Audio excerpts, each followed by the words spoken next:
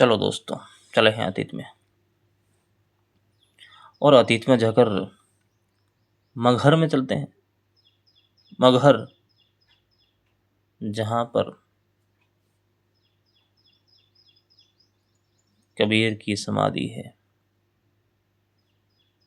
जहाँ कबीर अपना शरीर छोड़ के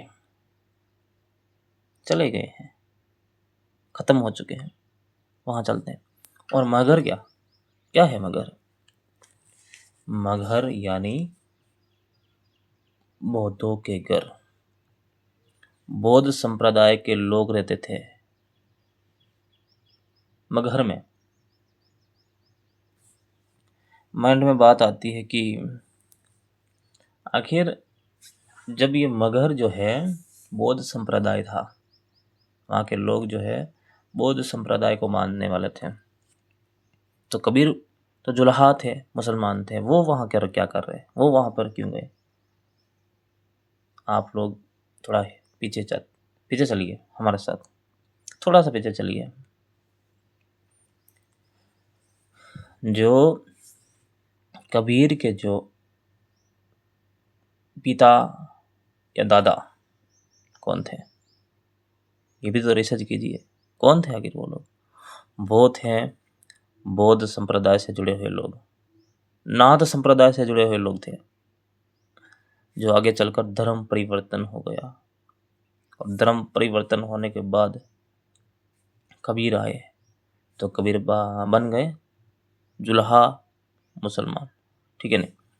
तो उनके बाप दादा तो रहे हैं ना बुद्ध, तो फिर अपनी कर्म भूमि पर तो जाएंगे कबीर, तो चले गए। इसीलिए मगहर यानी बौद्ध का घर, बुद्धों का घर, बौद्ध अनुयायियों का घर मगर है मगहर, ठीक है। बहुत सारी गलत अफवाहें उड़ा रखी है लोगों ने, कह रहा है कि मगहर जो है वो एक श्रापित नगरी है, वहाँ पर नहीं जाना चाहिए, वहाँ पर जो जाएगा वो सीधा नरक में चला जाएगा। और नरक में कौन जाता है? अरे ये लोग नहीं जानते हैं नरक और स्वर्ग है क्या। स्वर्ग उसको कह सकते हो कि जो जी रहे उसको स्वर्ग कह सकते हो। मृत्यु के बाद तो नरक ही नरक है सबको, ये याद रखना। मर जाता है वो कहाँ चला जाता है, यानी कि हमेशा के लिए वो खत्म हो जाता है। ऐसा नहीं कि वो अस्तित्व में है, वो खत्म हो गया, वो चला गया कहीं नरक में। अब उसका कोई काम धंधा कुछ नहीं यहाँ पर। देखे होंगे आप लोग, जब व्यक्ति मर जाता है तो यहाँ पर कुछ काम नहीं उसका, उसके ऑफिस को कोई और ले लेता, उसके रूम कमरे, उसके गाड़ी बंगला, हर कुछ चीज़ जो होती है और कोई और चलाता है और कोई ले लेता है। यानी कि वो आदमी मरा और उसका सारा काम धाम सब छिन जाता है, लोग ले लेते हैं। यानी कि उस व्यक्ति का अब हमारी को कोई ज़रूरत नहीं पड़ता है, चला गया वो यहाँ से छोड़ के सब कुछ, वो चला गया। इसीलिए जो जीवन जी रहे हो इसको स्वर्ग समझ लो। स्वर्ग की प्राप्ति ये है जो जीवन जी रहे हो, और मरने के बाद तो नरक ही नरक है। कहाँ हंस पाओगे, कहाँ बैठ पाओगे, कहाँ बोल पाओगे, कहाँ बातें कर पाओगे बताओ? किसी से मिल पाओगे क्या? क्या सुख आराम ले पाओगे?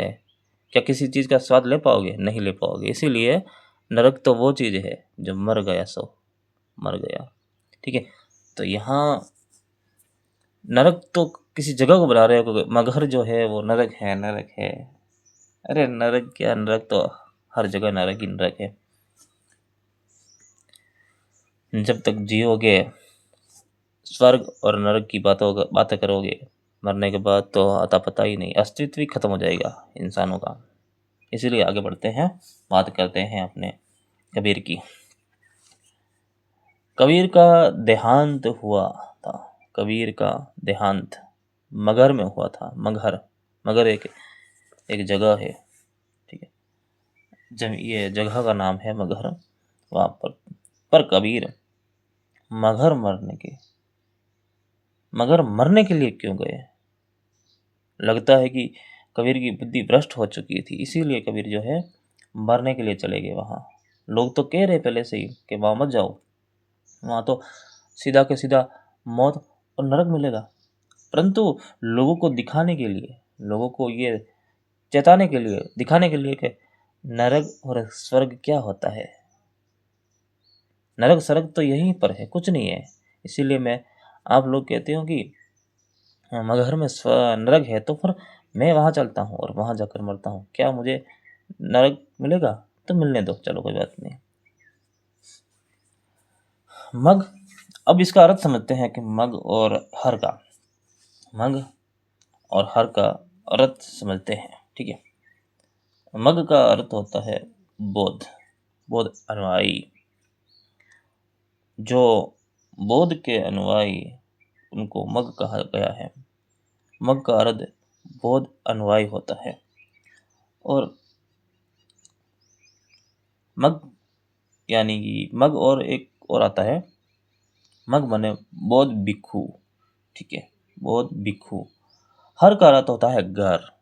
ठीक है, यानी कि बोधों का घर, मगहर बोधों का घर। जैसे मगहर का अर्थ बोधों का घर, कभी वहां बोधों की बस्ती हुआ करती थी, इसीलिए उसे मगहर कहते हैं।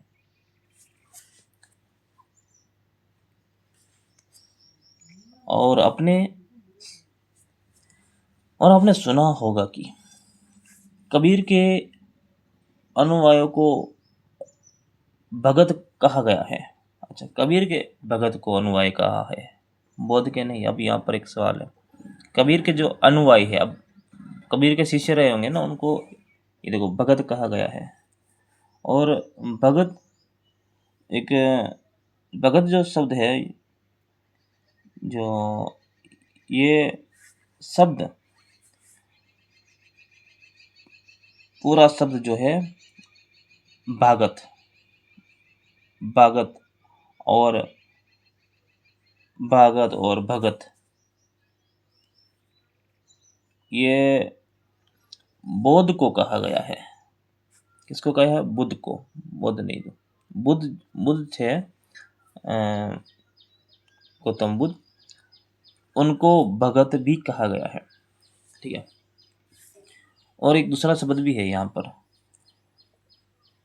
भगत, भागवत बुद्ध के, और यही भागवत से शब्द से ही भगत बना हुआ है, यानी भागवत। आप एक चीज़ और देखे होंगे, ये हिंदी पुराणों के अनुसार आप बात करते हैं, ये हिंदी में जो पुराण बने हुए हैं, उसमें एक भागवत महापुराण आता है, महाभागवत पुराण आता है।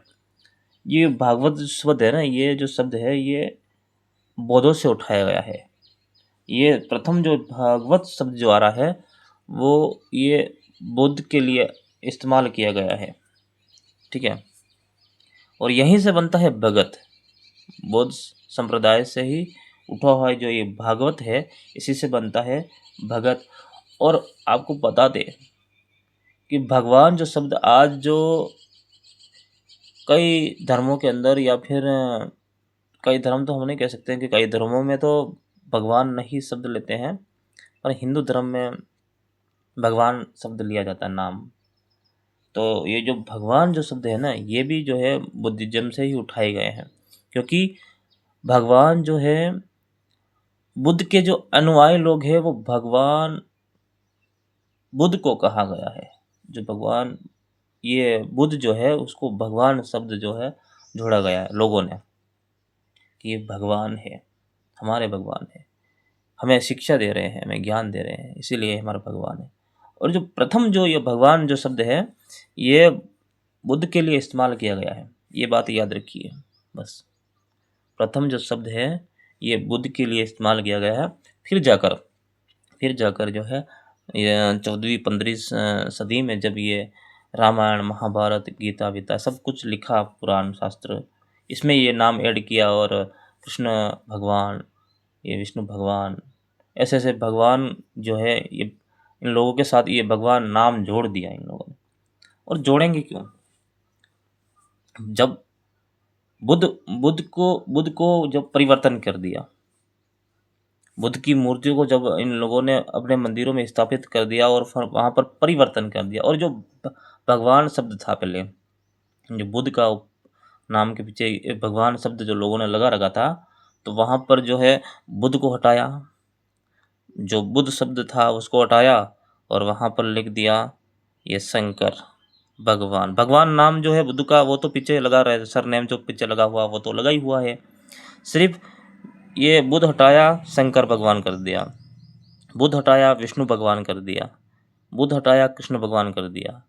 मूर्तियों को तो वही इस्तेमाल किए जो बुद्ध की थी, बुद्ध मूर्तियाँ वही इस्तेमाल किए, और जो सरनेम जो लगा हुआ है बुद्ध के पीछे, भगवान जो शब्द लगा हुआ है वो वही है, परंतु जो प्रथम जो नाम जो आता है ना, जैसे विष्णु, शंकर, ये बुद्ध, ऐसे नाम जो है ना प्रथम नाम, इनको हटा हटा के लोग क्या करें, जो बुद्ध का नाम हटा हटा के ये काल्पनिक जो नाम है शब्द है उनको जोड़ दिए हैं, और फिर बिठा दिया मंदिर में, और फिर बिठाकर हिंदू देवी देवता बना दिया, भगवान बना दिया।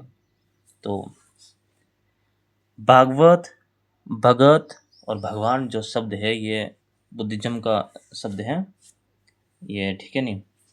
आगे पढ़ना चाहते हैं हम लोग।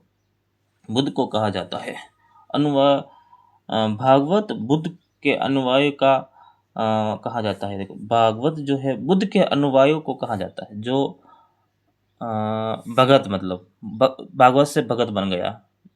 बुद्ध के जो अनुयायी थे उनको भी भागवत या भगत कहा गया है, और यही भागवत शब्द से भगत बना है। कबीर का प्रथम भाष्य जो है इटालियन भाषा में हुआ है, और किसने किया है? नाम मार्को डेला टुम्बा 1726 में जन्म हुआ था और 1803 में मृत्यु हुई थी। किसकी? ये देखो ये यहाँ पे मार्को डेला होना चाहिए यहाँ पर, मार्को डेला टुम्बा 1726 में उसका जन्म हुआ और 1803 में मृत्यु हुई। बिहार में थे ये, बिहार में उनकी मृत्यु हुई। पटना में भी इसका संबंध था, पटना में जाना आना लगा रहता था इनका। और ये क्या किया इन्होंने, भागलपुर में इन्होंने अंतिम सांस ली, भागलपुर में इन्होंने अंतिम सांस ली, जो कि एक किताब लिखे हैं ये बात करते हैं कौन सी किताब है। ये कबीर का प्रथम भाष्य, मतलब कबीर के बारे में प्रथम कुछ लिख रहे हैं, ठीक है। मतलब ये अनुवाद कर रहे होंगे या फिर भाष्य कर रहे होंगे किसी चीज का। उन्होंने कबीर की एक बुक लिखी, ज्ञान सागर। दोस्तों समझना, ज्ञान सागर एक बुक है कबीर के नाम पर, ज्ञान सागर 1758 में ज्ञान सागर लिखा। फिर ज्ञान सागर इंग्लैंड में ले गए थे और वहाँ पर बहुत कुछ लिखा गया, मतलब यहाँ से कुछ रिसर्च करके उसमें लिखा, फिर वहाँ जाकर कुछ अनुवाद किए, कुछ समझा गया, फिर उसको चेक किया गया हिस्ट्रिकल तरीके से कि क्या पता ये ऐसा हुआ है ना हुआ। तो ऐसे बहुत कुछ चेक होने के बाद फिर आगे क्या निर्णय निकलता है देखते हैं। कुछ अंग्रेजी भाषा में थी बुक, लिखी गई थी, और इससे कुछ शब्द जो उठाए गए थे ब्राह्मणों ने बिजक में लिख दिए। अच्छा, अब ये जो ज्ञान सागर है ये इटालियन, अच्छा इंग्लैंड अंग्रेजी भाषा में लिखा हुआ था। तो इसमें से कुछ शब्द लिए थे, किसने लिया? ब्राह्मणों ने कुछ शब्द इसमें से लिए, और एक बुक है बीजक, आप लोगों ने देखा होगा कि बीजक बुक और है बीजक, जिसमें इस बीजक में इन लोगों ने ये जो अंग्रेजी भाषा के कुछ शब्द जो है हिंदी में अनुवाद किया और अनुवाद करके जो है बीजक में लिखा 1877 में 1877 में ये जो लिखा गया है,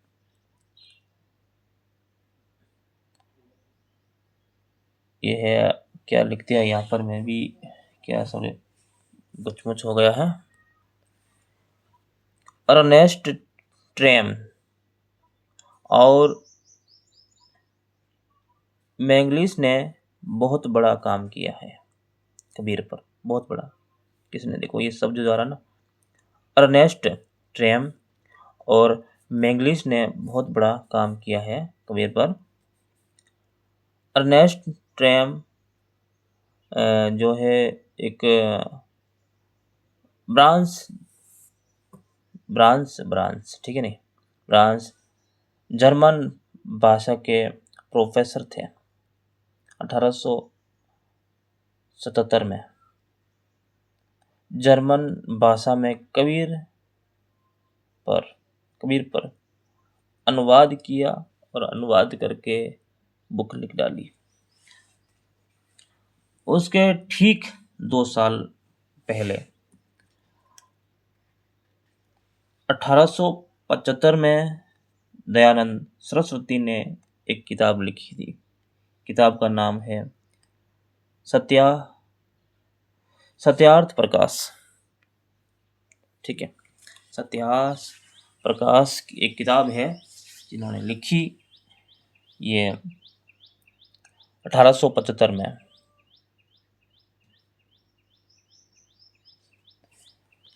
पश्चिम में काम हो रहा था कबीर पर, इंग्लैंड में, बासे इटली में, तब भारत में जो दयानंद सरस्वती है वो उन्होंने सत्यार्थ प्रकाश लिखी थी। बात स्पष्ट समझते हैं कि देखो 1877 में अर्नेस्ट ट्रेम जो कुछ भाष्य कर रहे थे, जो मैगलिस ने भी कुछ भाष्य किए बड़े बड़े, वो काम कर रहे हैं कबीर के ऊपर। वो यहाँ से कुछ रिसर्च खोज खबर करके, यहाँ से जानकारियाँ इकट्ठी करके अपने लिख कर अपने साथ ले गए इंग्लैंड, ठीक है नहीं। इंग्लैंड जब लेके गए तो वहाँ पर वो भाष्य कर रहे हैं, अपनी अपनी भाषा में वो समझ रहे हैं कि कैसे क्या हुआ है। उसके ठीक ये 2 साल पहले जो है 1875 में दयानंद सरस्वती ने भी किताब लिखी थी, जो सत्यार्थ प्रकाश किताब उन्होंने भी लिखी।